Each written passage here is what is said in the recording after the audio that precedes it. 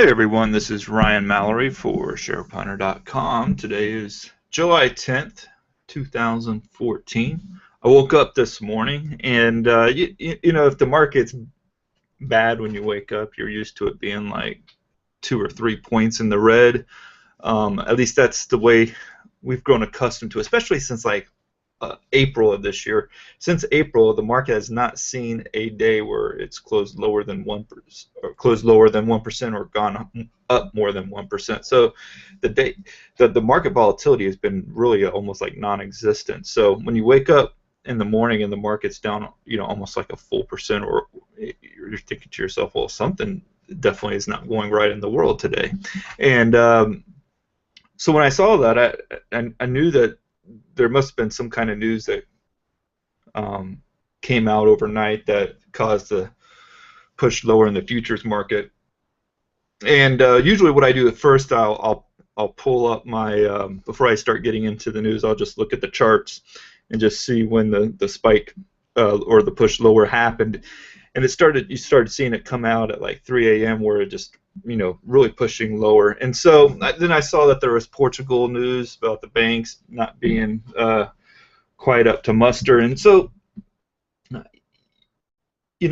start thinking about, okay, that for the markets to push lower, you really need some kind of headline risk. We saw that quite a bit in 2011, the summer of 2011, when the euro banking crisis came about, and you started seeing these like 400 or 500 point down days on the Dow and 80 point down days on the S&P, and there was a lot of fear. It was very reminiscent of what we saw in 2008, except it wasn't as prolonged and it wasn't as steep. So when you see this stuff happen in Portugal, and I think that the Portugal stock market was down like 4.5% or something today, the big key becomes, all right, is this going to continue to hit the headlines and continue to cause fear in the markets? We saw a little bit of headline fears with Russia, where the Ukraine and Crimea, where basically Putin was coming in there, and that was constantly startling the markets each and every day. And then you had have like with Israel and with Hamas, throwing bombs at each other here in the last few days. That hasn't caused any fears. But there was a time, probably like 5 or 6 years ago, where Israel and Hamas fighting each other was causing all sorts of problems in the market.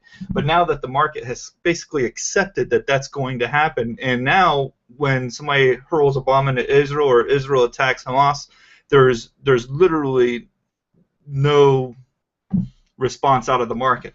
So you get the down day, and then you get the 17 points on the S&P in the red, and then you hear about it being from Portugal's banking problems, and then you start asking yourself, how significant is this news to the market? Well, basically what I have concluded is this, is that if you continue to hear about it each and every day, and you start seeing it spread back into like Greece or Italy, I think that's where you're going to start saying to yourself, okay, this is going to be a bigger problem. Now, prior to the market, you had all the services out there and the quote gurus of Twitter going out saying, hey, this market looks like it's starting to turn lower now. I mean, people, they're so quick to judge a market based on what the current price is. If the market's down today, oh, we must be in a bear market. The price is up today, I told you we're in a bull market. I mean, that's like the personalities of these Twitter gurus, and they got tons of followers too for whatever reason. I don't know how you can make money off of these people, but nonetheless, though, my approach to the market was as long as I don't get stopped out of any positions, and I got really close to it today. As long as I don't get stopped out of any positions, I'd rather have the 17 points down at the very beginning of the market day, because here's what we were dealing with. Look at this 5-minute chart of the S&P 500. You see these pivot levels? These are basically support levels, intraday support levels using the previous day's high, low, open, and closing prices. And I won't get into the formula about it, but basically when you get below this S3 level right here, that is a sign that the market is extremely overextended, okay? So I would rather just gap all the way down, hit it, because what often happens is when you have these 1% moves at the very beginning of a market session, usually that's in that first hour the market's going to put in its lows for the day, and it did that. It did that before 10 o'clock. We printed the low of the day. Now that doesn't mean that something can't happen here in the final 3 hours of trading when we go back lower. There's a chance that could happen. But since then, for what we know right now, we have since then put in the lows of the day, and we've just been edging higher, and that's really what I was kind of happy about, because when we are down 2 points at the open, we spike a little bit into the green, and then all of a sudden the bears come in and we just start marching lower the rest of the day, it just destroys your portfolio. I mean, and it gives you really no chance to recover, because the whole day we're just marching lower into new territory. So I'd rather just gap down at the market and then edge higher when I'm long on stocks. Now, if I had been short on the day, I would have been covering my positions. With the market that we have seen the last 5 years, why anybody would say, I'm going to hold my positions in all my short, and why you would be short coming in today, I'm not sure either.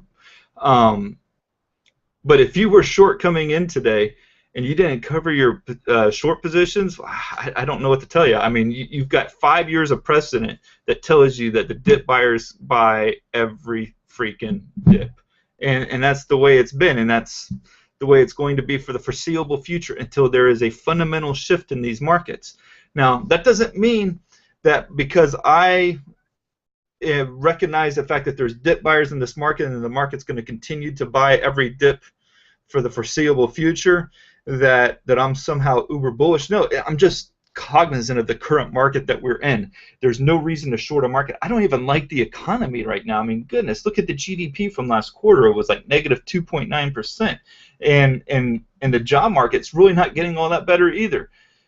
However, I have to put aside those feelings that I have towards the economy and just trade off of the charts.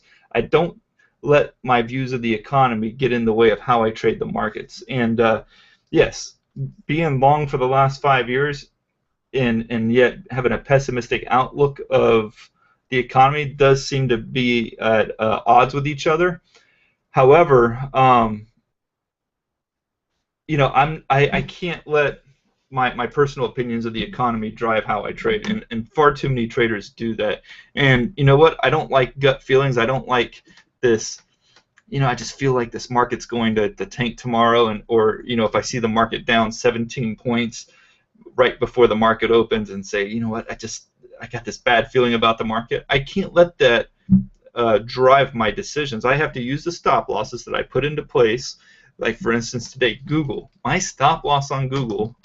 And for the members of the Splash Zone, our stop loss was at 564.98. The low of the day was 565.01. Now, had I just sort of flipped out and gotten out as soon as the bell opened on Google, I would have missed out on it, on a huge $10 run since the open. So you have to be disciplined. You have to follow your trades, and you have to follow what the charts are trying to show you. Just because we open up 17, 18, 19, 20 points down on the S&P doesn't mean that's where we're going to finish. We might finish more further down, or we might finish higher. But history suggests that when you get all of the losses out of the open in the beginning, it gives you a lot of opportunity to see the S&P inch its way back up into the green by the time the close comes around, or at least pretty close to it. So it's a lot easier for the market makers for traders to push the futures down overnight and get 20 points to the downside than it is for them to drive the market once it opens and drive all the individual stocks down by that same amount, by 10 or by 1-2%. It's a lot harder because a lot of these people want to get into Google, and a lot of people want to get back into Apple and Tesla and Facebook and Amazon, and they want to get in on the cheap. And so when they see this weakness, they use it as an opportunity to buy stocks. And if you're manage a hedge fund or a money for somebody else, there's a good chance that you might be behind on the market over the last couple of years, and you're trying to find opportunities to get back in on the cheap so you can beat the market. So when the market does retract on a day like today, you're jumping in to buy the dip. So that's why we're at where we are right now. All right, so let's look at the S&P chart though and just go over it real quick. I'm going to step off of my soapbox a little bit about gap downs and all that nonsense, but as you can see here, huge hammer today, huge hammer, and it's actually trying to hold this little uptrend that dates back to 612. It broke it early on, but like I said, it really matters of where the price closes at. Everything else is just guidance. We're back above the 20-day moving average, so I mean, there's really no fundamental problems to this market right now in terms of technical analysis. I mean, nothing has changed for the worse. We are still in an uptrend. We haven't established the lowest. I thought we might get down to 1945 at some point today, but we never even got that close. And if you want to break 1945, 1944, that would establish lower lows in the S&P 500, but of course it needs to close below that level, and it didn't get close to that either. So it's hard to really say, well, you should be short in the market right now, because the bears still are showing that they don't have a major advantage that would lead you to believe that you could short this market for any extended period of time. If you look at like the RUT, it's shown a little bit more damage, but that's been the case for pretty much all of 2014. It just it has a lot harder time getting its act together. But you do have some support there at 1142. It didn't quite get that low. It got to about 1150. Sort of a bit of a falling knife look to that index, but I base all my decisions really off of the S&P 500. I'll look at the NASDAQ some, and you can see NASDAQ did take a beating today, but it's back above that key support level at 4370. And this is something that I could see going green before the end of the day. So don't be surprised by that. And then let's look at the VIX as well, because I actually sent out on Twitter this morning. I put a tweet out there that's saying I'm a bit surprised we're only seeing a 13% spike in the VIX. I thought it might have been like 20% or so, and because that's what we had seen. We had seen like these 10% pops on like the S&P being down 3 or 4 points, and we didn't get that today. It was,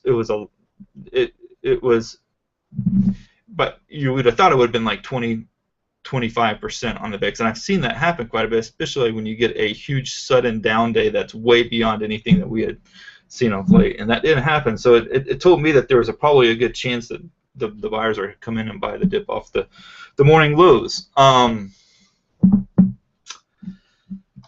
Now I want to look at some trade stuff, because really there have been trading opportunities out there. I had to pass up on a few, and it kills me that I had to do it. First one, Twitter. Gosh, I mean, this was a really good setup. I mean, it basically pulled back 50%, maybe a little bit more than 50% on the Fibonacci's, but let's go ahead and get rid of that for now. And what you'll see here is there is a solid support level that it has pulled back to, right there at 36.21, right where this gap down happened. And I wanted to buy that today because it became really obvious from the beginning that this stock was on a mission to go green before the end of the day was over. And I wanted to get in under 37, and I didn't want to trade the first hour of trading, okay? Or first 30 minutes at least. But by the time the first 30 minutes was over, it was already above 37, so I kind of waited, and because here's the thing. I wanted to make sure that I was managing the positions that I had in my portfolio first. Okay, that was my first priority at the open. Make sure that the stop losses were being hit, that if there was an opportunity to get out of any individual stocks while the market was still falling, that I did that. Take care of the home base first.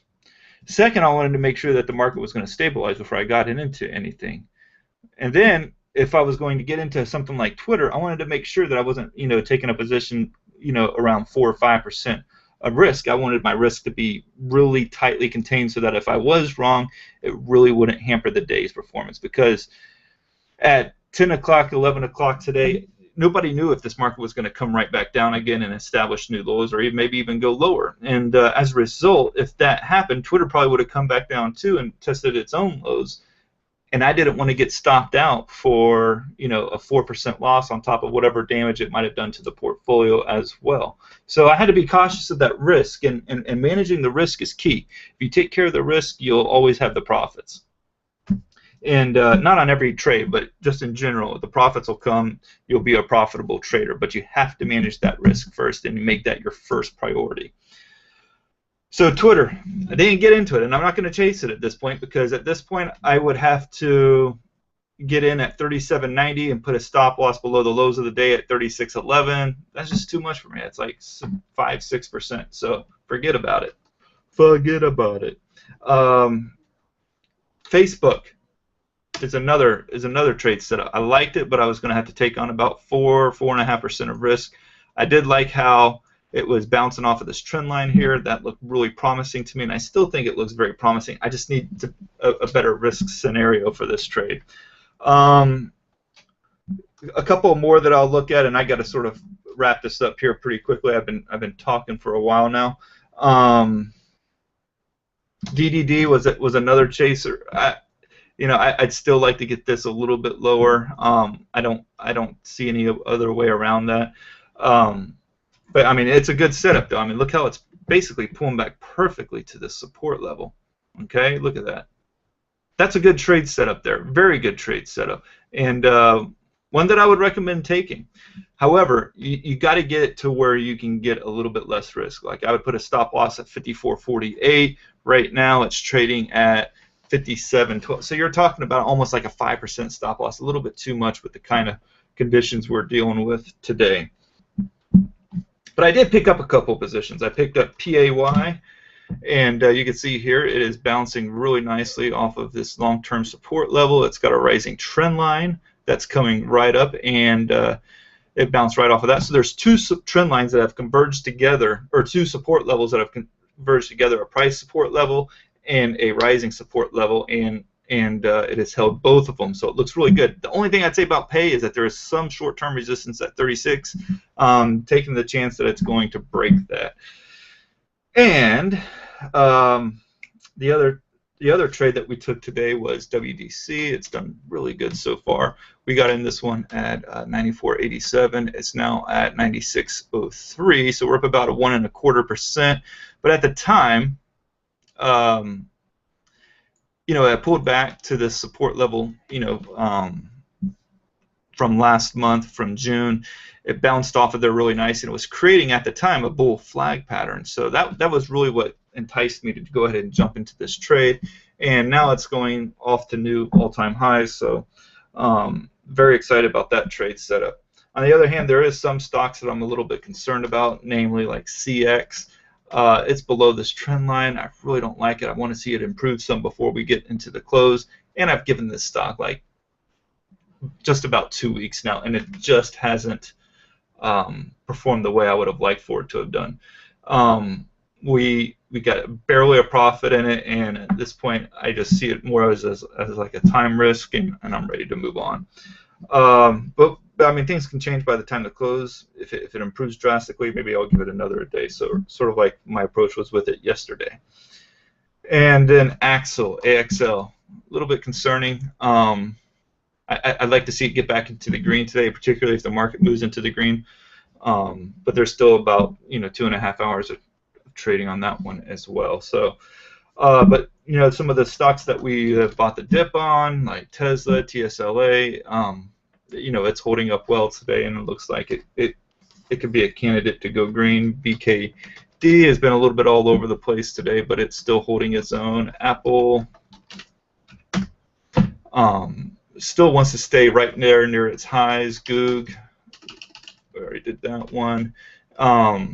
Anyway, so that's the portfolio for now. And if you guys ever have any questions, feel free to hit me up on Twitter, or if you're a member of the SharePoint or Splash Zone, feel free to ask any questions in the chat room. I'd be more than happy to answer them. I'm in there every day from before the market opens till a little after it closes, but in there each and every day, glad to help you guys out. Any stocks that you have, I also provide my own real-time trade alerts via text and email, as well as posting them in the chat room. And yeah, I take a lot of pride in consistently profiting off of the stock market every month, and that means that members get to do the same as well. So, with that said, stay nimble in these markets, trade off of what you're seeing, and don't overextend yourself in either direction, and have a great weekend in 2 days, and God bless you all.